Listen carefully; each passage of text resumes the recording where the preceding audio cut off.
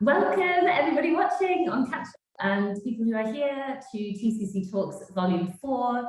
And this month we have the amazing hair and makeup artist, Hannah Wing, and we're so excited that she is here joining us today. And Tom, who is our marketing executive at the Korean company, will be asking Hannah a load of questions about her career, and Hannah's going to do her best, or she'll do amazingly, obviously, to talk to you about how she got into the industry and all the work that she does, which is amazing. She works with some incredible clients across film, TV, theatre, corporates, everything. So she is a fountain of knowledge for anyone who is considering a career in hair and makeup or is already working in hair and makeup, and everyone else actually. It's even interesting if you're even just a freelancer in the industry as well, because we'll talk about just being a freelancer generally in the media industry. So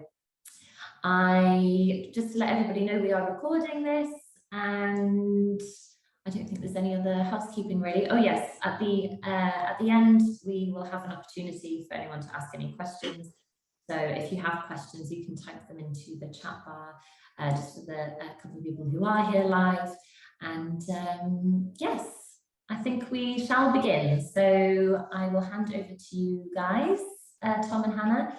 And yeah, thanks again, everyone, for joining or who's watching. Perfect. Thank you, Amy.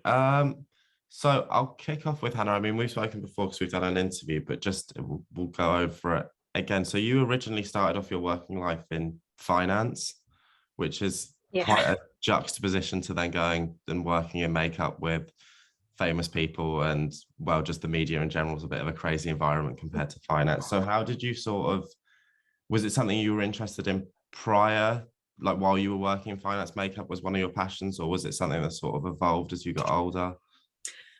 So I actually went to drama school as a child. I went to regular mainstream school, but I did go to drama school as well, and I loved it. I loved being on the stage. I loved filming. I did a few sort of small parts for TV shows in, I think it was like the late 80s and the early 90s, and I really, really enjoyed it. But my mum was an amazing artist, albeit as a hobby.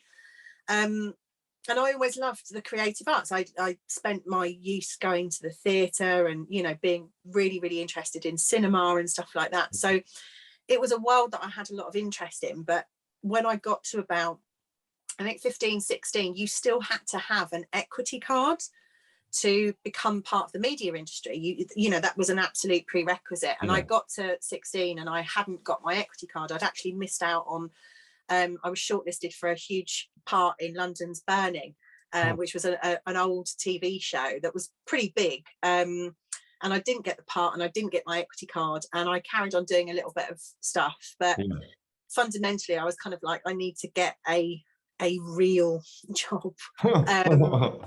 So I went and ended up in the finance world. But I'd always maintained an interest in the arts. So it never really went away. I always carried on creating and painting and drawing, and, you know, liked makeup and fashion, and my family were involved in the fashion industry. So it never really went away. I think I just then looked, being somebody who was mature, classified definitely as mature at the point of re-entry, at being behind the camera. So that's what kind of manifested.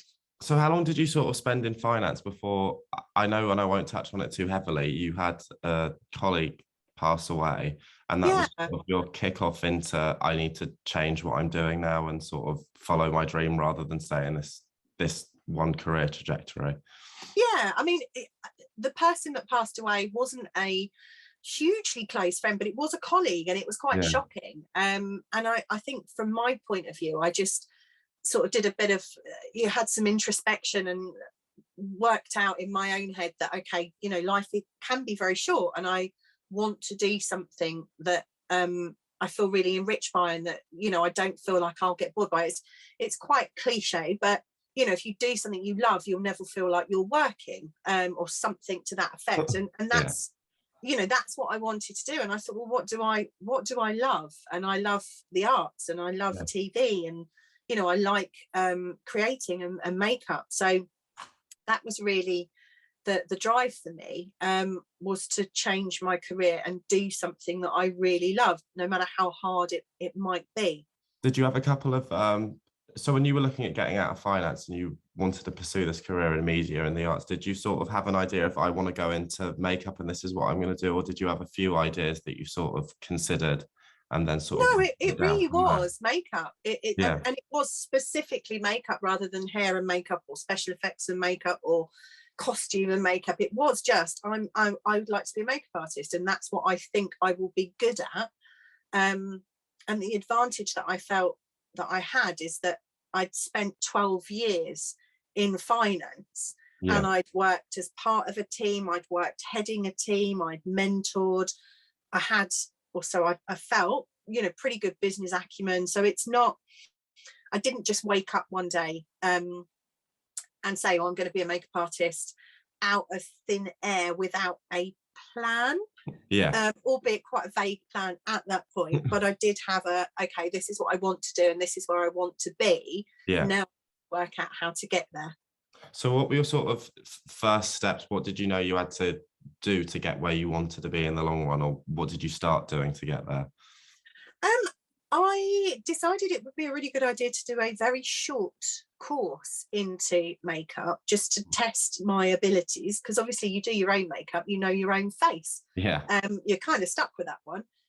So I did a very short course in London, and I'll be completely honest with you, I cannot remember the name of the place that I went to. It was it was established, it was in the West End, but it wasn't a huge school. In fact, for want of a better term of phrase, it was old school. You know, the lady that ran it had worked in fashion in the 70s, and it was quite niche. But I did that as an introduction because I thought that would be really good. And the fact that the lady that was running the school was very old school, it was quite brutal. There was no kind of fluffy, oh, well, that's a really nice job, dear, and, you know, well done. It was very kind of like, no, that's terrible.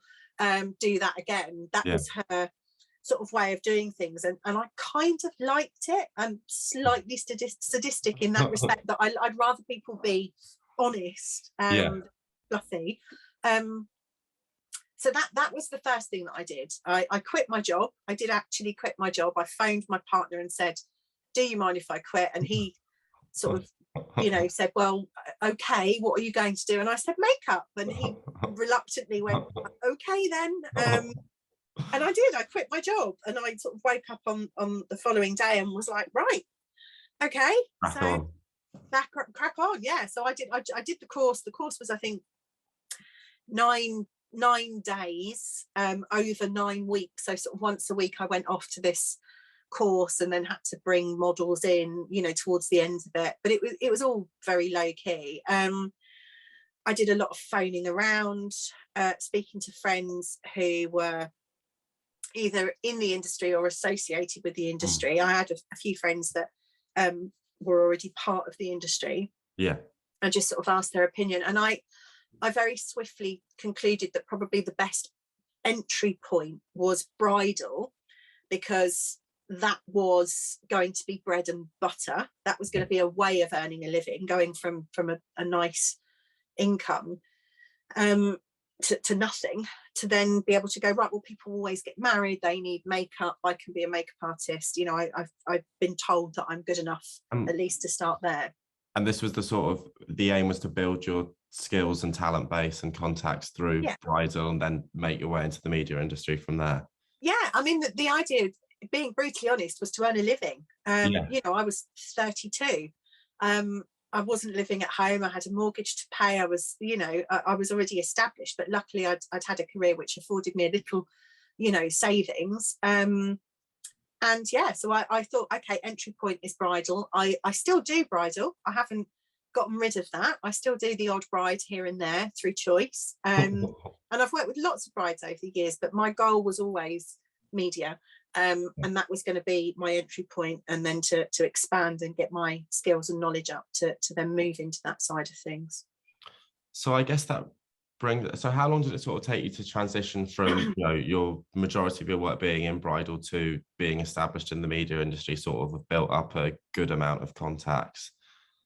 To be honest with you, it was quite quick, because I never went into the bridal side of things as just a means to an end. It was a case of, right, that is one aspect of the industry, it's one aspect of the makeup industry rather than the media industry.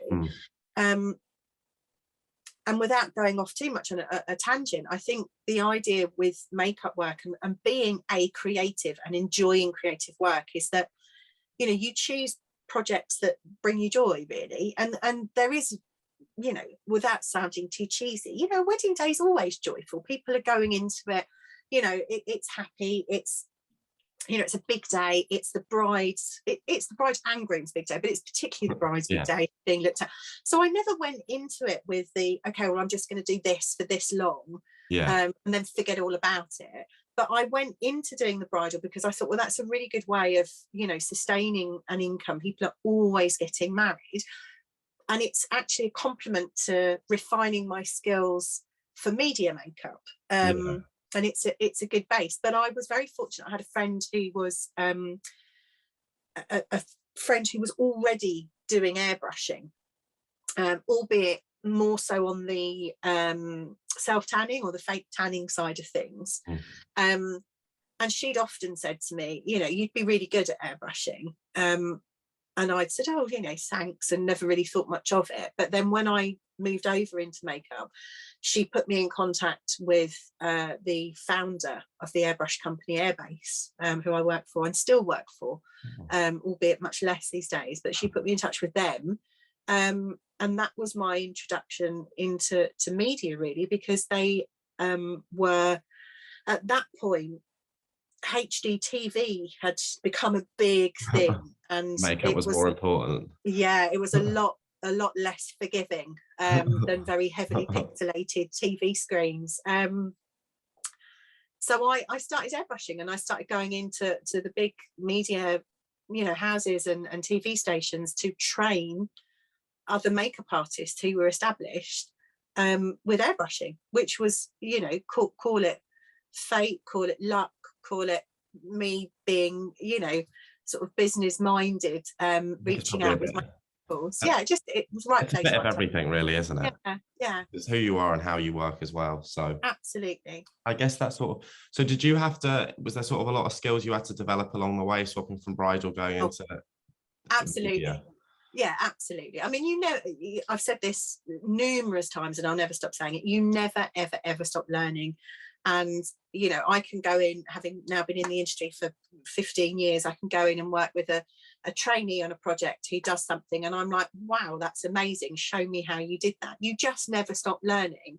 And I think that's the thing, because I went into the business with a very open mind and a sponge mentality of, show me what you do.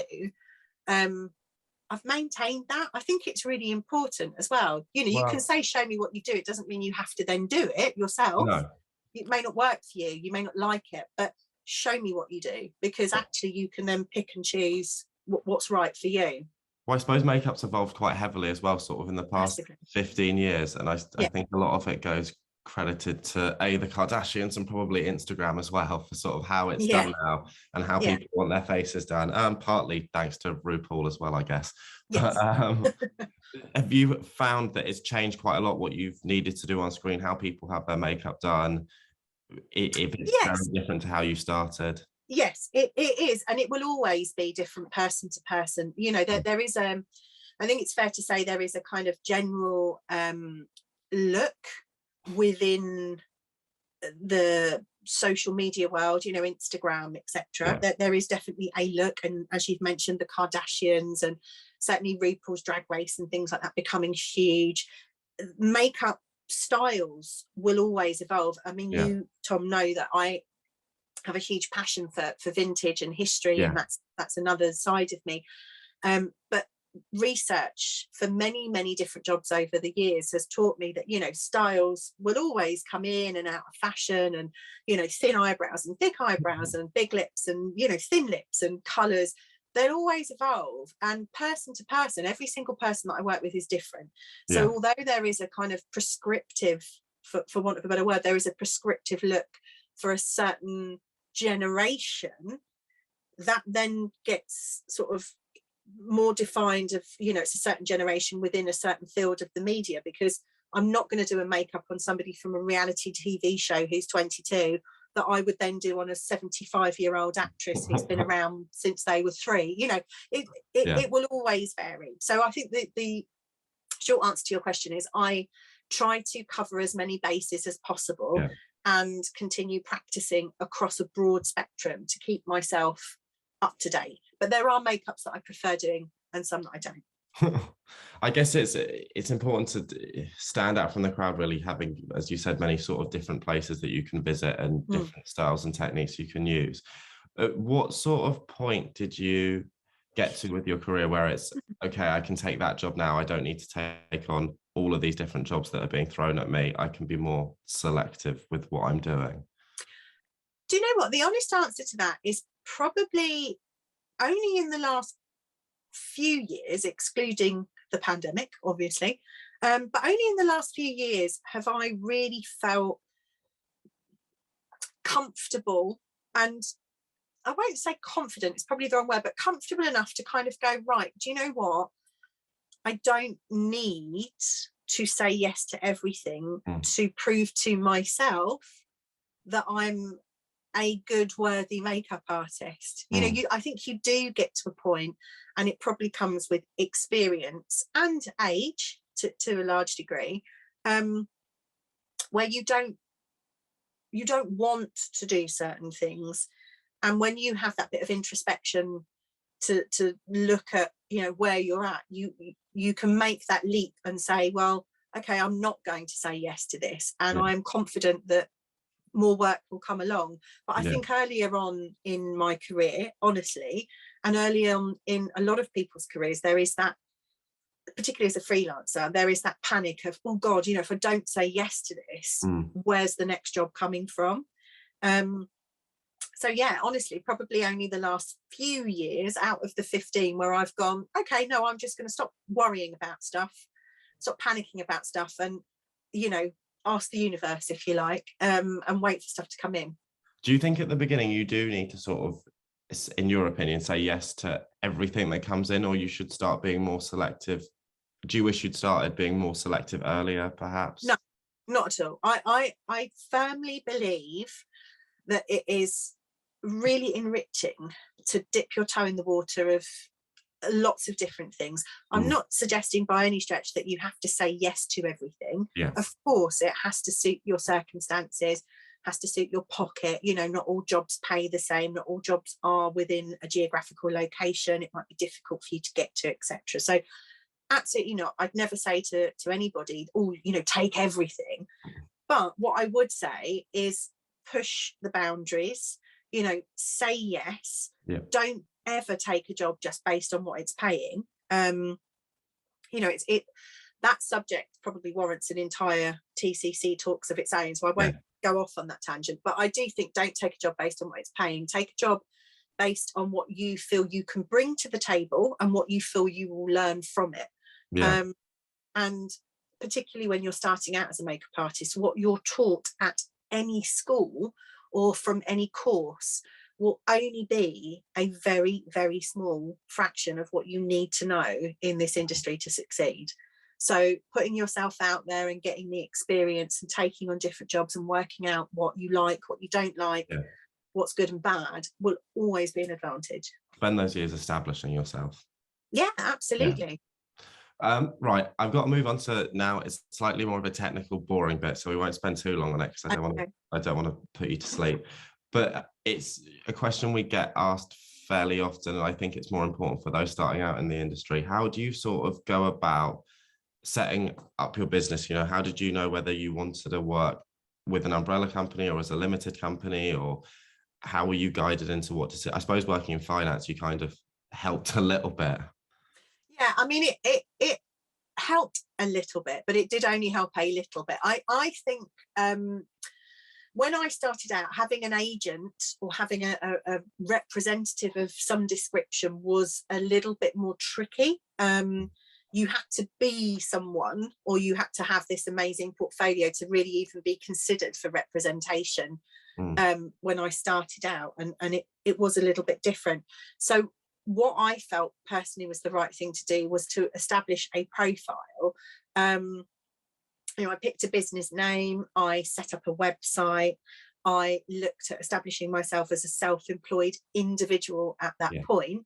And I kept and have continued to look at what my peers are doing, what's happening out in the industry, what works, what doesn't work, seemingly.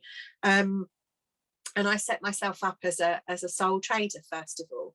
And then from there, again, just reaching out, looking at what other people were doing, looking at how my business was growing, what my turnover was. I then eventually evolved into becoming a limited company. Yeah. And that's where I am now. But now I have staff that work for me, albeit, not necessarily on a contracted, a permanent contract basis, but they work for me from a contractual point of view. So having a limited company is much more efficient. But I think most people starting out should certainly look at their business model without making it sound too technical and complicated. Just look at what their business plan is, what they can bring to the table in terms of their existing knowledge, and what they want to do in terms of a pathway. So, coming to TCC eventually and looking at you guys was and I'm not just saying it, was a genuine kind of good move for me, because you could see what I'd done. You also was having work come to you, so that came later down the line. I never sort of started out thinking, right, I have to get somebody to work with or a representative to work with. I think that comes once you've got a body of work, that you then have that comfort that the people at TCC know what they're getting when they're referring you out. And so wow, is probably the way I would say people should consider themselves to start out. Yeah, and I guess it's about sort of seeking help in area. It's not particularly outsourcing, but out when you need help figuring out who to speak to and how the best way is to go about it, especially sort of, if you're on the more creative side of the spectrum, when it comes to accounts or anything like that, it's finding people that can help you, whether it's, you come and speak to us, or you have a mate that works in that particular industry, or colleagues that are slightly older that do that. Yeah, and also I think do your research. I think, as far as the tax situation is concerned, being a sole trader is fairly straightforward, and I do say that from a point of having probably a better understanding than Joe blogs.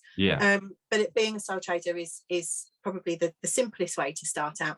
But I do think it really is important, and I stand by that ask for help, do your research, reach out. There are lots and lots of places, lots of stuff online now, lots of pieces of advice. And again, networking, networking is really important. Have mentors, reach out, look at established artists, speak to people like yourselves that can point you in the right direction, if not help you specifically. I think that's the thing with being a freelancer, is it's about building your own network in your own community. You're not sort of an island, and it's good to reach out and find that help. And if you're working isolated, it is going to feel quite overwhelming. Whereas if you do build that network up, you'll develop a lot better, quicker. Sure. And you're never going to know everything. There's always going to be somebody that knows more than you about a particular thing. So it's worth reaching out. And like I said, having that sponge mentality of saying, look, I don't know about this. Can you help me? And moving along with that mentality in all aspects of the business, because you may find something that somebody recommends that doesn't work for you, but for every one of those instances, you'll find 10 things that do. So exactly. Right, we get to move on to a more interesting bit now for me, and I'm sure everyone else. So you have worked on numerous projects that I'm interested in, and I'm not going to go over every single one of them because we do not have the time today. So from your perspective, what has sort of been your favorite project, or your favorite star that you've worked with, or your favorite bit of work, really? So I get often asked, or I'm often asked, who my most famous person is, or who my best celebrity is, or well-known person is. And for me personally, I am a massive space fan, space and stars, and just a bit of a geek, and I love anything like that. And I got to look after Nicole Stott, who is I believe 4 times ISS astronaut. Oh, I remember reading about this. Yeah. Yeah, and an artist as well. So as an aspiring artist, I was hugely excited about getting to do Nicole's hair and makeup for an interview that she was giving. And we got on really well. I genuinely was very passionate and candid. And yeah, I have a little space cupboard in my house, which has got a glass front on it, and it's got all my space things, including a signed picture from Nicole. When she got back to the States, she very kindly sent me the typical astronaut in their full outfit photograph to me, signed with all her space missions on, and we've remained in contact. Oh wow, so that is really, yeah. Okay, I like so that. That's probably like my favorite. Yeah, but there are numerous celebrities that I've worked with that I love their music, or I love films that they've been in, or I really admire their writing. I mean, there's so many. I think without sort of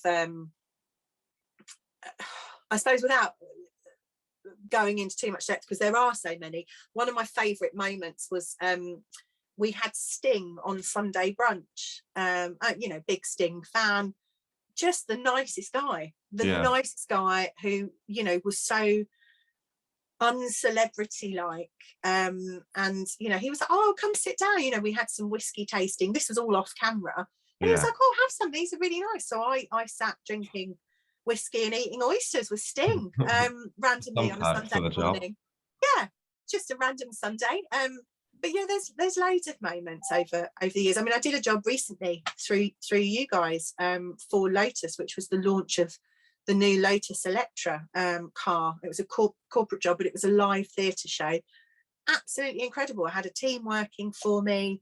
I put together a live theatre show in 3 weeks, hair, makeup and costume design, and it spanned the life of Colin Chapman, who was the founder of Lotus, from 1948 until his death in 1982, and then beyond with the company now. So I got to design a whole show. It was absolutely incredible. Probably one of the best jobs I've done in 15 years.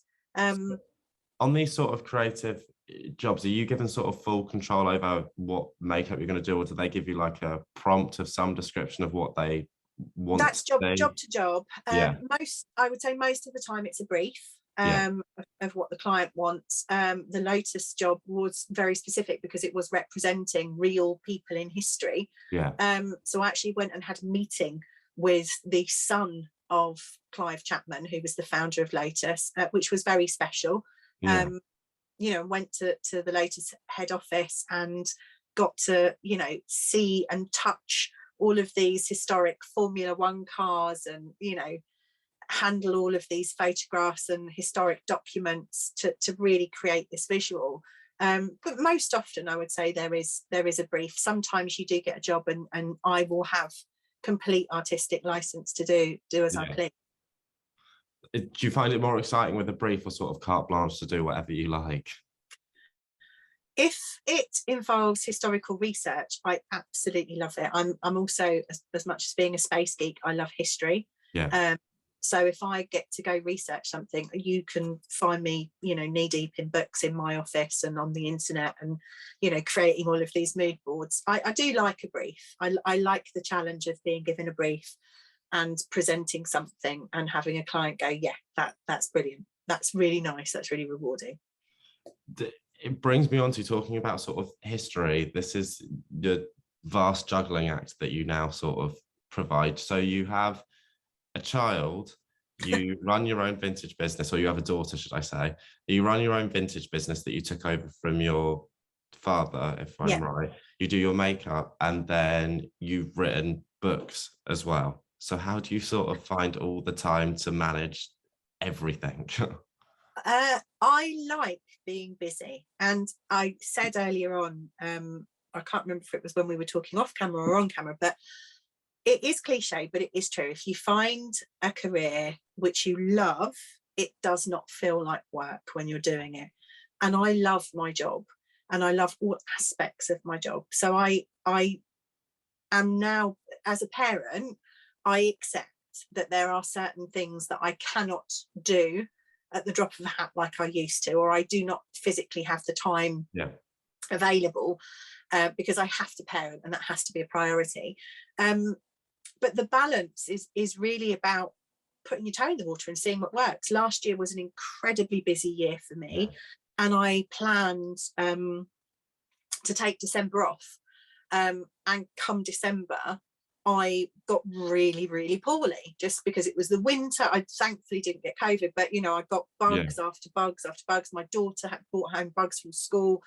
You know, her father then got poorly, I got poorly. So December was a write-off for me. So one of the things I've moved into this year doing was saying, right, I'm no less passionate about what I do, but maybe I work a little bit smarter. And only do X, Y, and Z jobs. And maybe I don't do quite as many creative jobs that don't necessarily pay the bills. But I love what I do. So there are 24 hours in the day. I only need to sleep a certain amount of them. Give me hair, makeup, costume, fashion, history, and I'm happy, genuinely. And that is because I do love my job. But self-care, if I say one thing, I also respect hugely. So there will be points where I'll just go, right, no, I need to take, a week off or a couple of days where I'm doing X, Y, and Z for myself. Otherwise you just burn yourself out, and you get to the point it's not sustainable. It's not sustainable to work like a crazy. It's not, I know now, being the wrong side of 40, if you like, that working 16, 17-hour days is not really for me. I can maybe do it for a short spate, whereas previously I would do long hours, protracted contract jobs. I can't, and nor do I want to do that now. I have other things which are a priority, so I balance it accordingly. Well, I suppose it's like what we were talking about earlier before we were on camera. Just to let everyone know, Hannah did season 2 of Bridgerton's makeup, and you were working ridiculous hours, getting up at 2:30 in the morning, but you did it because it was one of your, I want to work on that show. You saw it, I've got to go and do that. And for a short while that can work for a dream, but it's not sustainable. It's not sustainable. No. And do you know what? I was in the crowd room. I wasn't on the main team at Bridgerton. The main team worked incredible lengthy hours. The crowd room was, for anybody that's watched Bridgerton, they'll know, it's a machine. It's huge. There's so much attention to detail. I absolutely loved that job. But yes, getting up at 2:30 in the morning, for me, albeit working a swing shift, which is a shorter amount of time during the filming day, which is still few and far between out there, but working swing shifts, it was not sustainable for me long term. But I worked the season, and luckily the fact that we had swing shifts available on Bridgerton, I was able to get up at 2:30 in the morning, but perhaps be finished work by midday, so I could then come back and have a rest if I needed to or wanted to. So, but yeah, you're absolutely right. You have to listen to your body and this industry and the demands within the industry, the hours, the locations, the overtime, the overrunning of things. You have to listen to your health, and you have to maintain good health. You can't pour from an empty cup. So no, definitely. So we've touched on this a little bit, and you've given some great advice already, but what sort of would be your one piece to anyone, whether they're an aspiring makeup artist, hairstylist, or just freelancer in general looking to go into the media industry? What piece of advice would you offer them? My one piece of advice that I always give to anybody that asks is, irrespective of what you are being paid, so whether it's an independent project or, season 3 of Bridgerton, do the job that you've agreed to do with the same integrity. Bring nothing less to the table than you would whatever you're being paid, whether it is an unknown small job, a corporate or somebody unknown, or just a creative project. Do that job and do it with the same passion as if you were being paid £1,000 a day, because it will stand you in good stead. You have to be so much more than a makeup artist or a makeup and hair stylist to be a good hair and makeup artist, if that makes sense. You are required to be a therapist, to be a tea maker, to make quick changes, to work with the costume department, to keep the gaffer on side when you're putting the hairdryer on and you're about to blow the electrics in the middle of a field. You need all of these skills. So have the same integrity whatever the job, and always have a smile on your face. Life's too short to be miserable, and guarded, and just go to work and enjoy what you do and learn from your mistakes. Some of the best lessons I've ever had have been from mistakes I've made. Well, no one died, I hasten to add, but mistakes were made nonetheless. We're human. I think we touched on this in your interview anyway. It's about that sort of leave your ego behind, no matter what shows you've worked on or how big you are or what celebrities you've worked with. It's going to each job with the same pride you have, no matter who it is. Absolutely. And don't, just remember that we're all human beings. There is no need to be full of ego when you go to work. So sometimes we get absolutely fantastic jobs that might be with really revered celebrities that, my postman said something random to me today about my job and was like, oh my God, it must be so amazing. And it is. My job can be absolutely incredible sometimes, but equally I go off and work with J-blogs and I might do, a small shoot for something that never sees the light of day. But I really enjoyed it. And I get as much pleasure from that as I do from people going, oh my God, you worked on Bridgerton. There are many, many, many elements to the industry. And being kind, I just think there's a rule for us as humans. Be kind, don't have an ego, don't be horrible. I think you break the mold slightly a little bit in the media industry with that one. Thank you. Right, well, I'll just one last bit to sort of round it off for me, and then we'll throw it over to Amy for questions. What is next for you? I know that's kind of an ambiguous question, a bit out there, but sort of, like with Bridgerton, you were like, that's my goal. Have you got a project in mind or anyone you want to work with? Or it's probably not a project. There's a couple of things that have come up recently, things that are happening in the industry, films and documentaries that are being talked about. I'm always keen to see what's going on out there, but I think there isn't anything specific at the moment project wise. But I think for me, I'd love to work with Anthony Hopkins. I'd love to work with Jack Nicholson. Those kinds of things I feel like you put out into the ether, you put out to the universe, and I'm quite a positive thinking person, so that would be my thing. I'm putting it out there now. I'd like to work with Jack Nicholson, I'd like to work with Anthony Hopkins, but for me, as long as what I'm doing is creative and I'm enriched and I'm learning from it, I nowadays tend to take each day as it comes and not worry about tomorrow, because I don't have any control over it. No, and I think that's a good way to live, and I think you're much happier, as evidenced by you living that sort of way. So I think that's it from me. Thank you for answering all my questions, Hannah. Oh, thank you for having me. It's been really, really nice. That's all right. It's been brilliant. Amy, I'll let you do any questions if anyone has any. Thank you, Tom. And amazing. I was completely zoned in then to hanging off your every word, which I'm sure a lot of other people were. And Anthony Hopkins, if you're watching. Yeah, I'm available. I'm absolutely available. No, honestly, that was incredible, and I'm really excited to share this with lots of other people to watch on catch up as well as today. But if anyone watching has any questions, you can type those into the chat bar at the top, and we've got some time to answer a couple of questions, and I guess I kind of had a question of sorts, or wanted to sort of touch on again.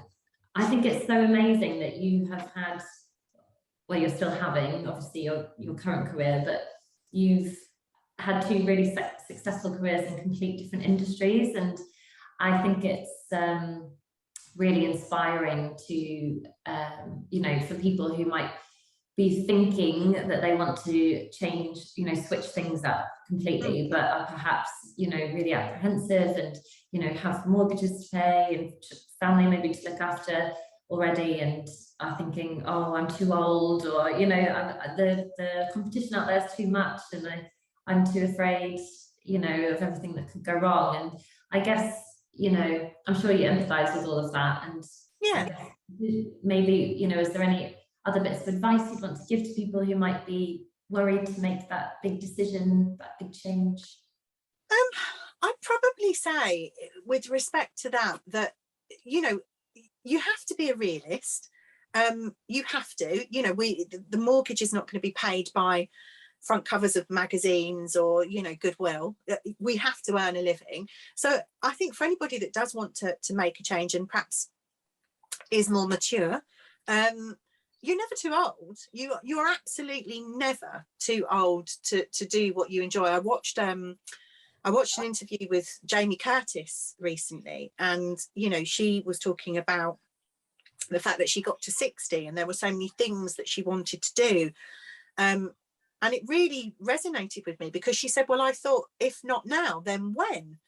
You know, and that is pretty much my attitude. You know, if you're not going to do it now, then when are you going to do it? And if you do it and it doesn't work, as long as no one died, you know, what's the worst that can happen? You know, if you try and it doesn't work out, then you can either try again later, or you can choose not to try, but you are in control of that. And also, I don't think I ever went into my change of career with the attitude that, well, I'm going to change my career and then next week I'm going to be booked by Ridley Scott. You know, that's not how it works. I changed my career and I had some real lows where I was like, Christ, I'm not getting work this week, and then all of a sudden I've got loads of work, and then I've not had work for 3 weeks. And you know, you have to, when you're building anything, you have to lay good foundations, otherwise it will crumble. And that's probably the biggest thing, is lay your good foundations. If you're wanting to change your career, but maybe have a part-time something which sustains your, you know, paying your rent, paying your mortgage, whatever it might be. But be practical, have a plan. But you are absolutely never too old, and you never stop learning. And like I said, my mantra is always, you know, we're not out here curing cancer. We are working in the TV industry. You know, perspective. There is always an opportunity for you to try to do something. Whether you succeed or not is really down to many different facets. So don't get too caught up in that. You know, give it a go. The worst thing for me would be not giving it a go, and realizing that was my biggest failure. Rather than doing something, giving it a go, it doesn't work out, but at least I've given it a go. Amazing. That's honestly so great, so great. And yeah, you're so right. I mean, even like my mum was a medical rep, and she'd done nursing back when she was younger, and then at 55 she decided to jack it all in and go back to being a nurse. And I just think, you know, if who's considering, like you say, doing it, just, you know, just obviously be smart, but just go for it, because of course, yeah, change when you get old. Like obviously everything goes a little bit further south physically. well, yeah, and you have to look after yourself. Of course, you know, that there are realistic elements to changing your career later in life. You know, that there's things that you have to put as a priority. But I just think that whole thing of regret. Again, I won't go on for too long, but you know, I did read something once which was like the biggest regrets that people have on their deathbed. You know, and it was a really interesting piece, and I just thought, you know, nobody really wants to get to the point of taking their last breath and have a massive list of, oh, I wish I'd have done this, I wish I'd have done that. You have life, you know, live it, get it wrong sometimes, as long as it's not harming you or harming somebody else, give it a go. And yeah, be kind. Those are my two kind of bottom lines. Give things a go and be kind, and you really can't go too far wrong. Amazing, I love that. And thank you, Hannah. And we've just had a question from Nick, who's another freelancer on our books, actually. He said, loved your talk, Hannah. Do freelancers to make sure you're getting consistent work coming in?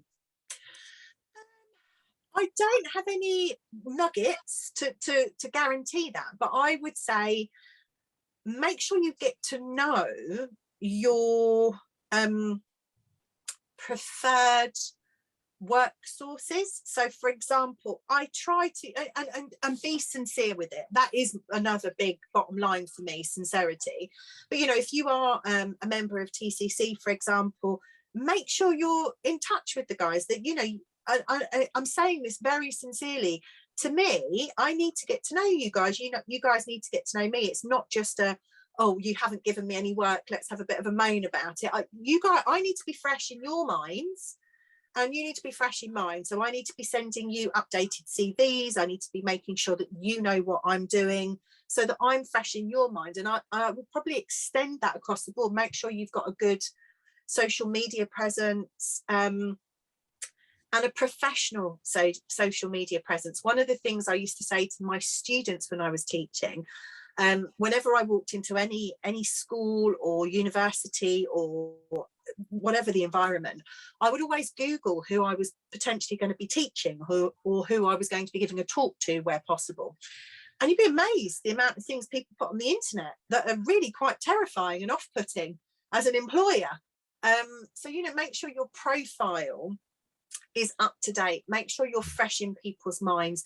Network, attend talks, send those emails. I think a lot of people spend their time waiting for stuff to miraculously plop on their laps, and then, you know, chastise themselves because, oh, I'm not getting any work. Well, what are you doing to generate it? Are you out there talking to people? Have you got a good online profile? Are you attending talks? Are you sending your CV out? Do all of those things. And I would say, as a general rule of thumb, that will mean that the work does come in. And then follow that up with having integrity and being kind and doing a good job. It's a complex recipe, but it does tend to work. Amazing. Thank you so much. Okay. And thank you again, Hannah. That was honestly such an amazing, thank you, Hannah. inspiring talk. And yeah, we all of us, I'm sure I can speak for everyone, really enjoyed that. So thank you very much for giving us the time. Pleasure. Thank you to everybody watching. And if you're watching this, I think maybe people are just saying thank you. Oh, yes. Oh, you're very welcome. Amazing. I'll let you know when Anthony Hopkins gets in touch. Yes, oh my goodness, please do. Please do. And yeah, for anyone watching this on YouTube, like and comment as well. It's great to have some interaction if you're watching on catch up as well. So thank you again, Hannah, and thank you. See you later, everybody. Have a good day. See you later. Bye. Bye.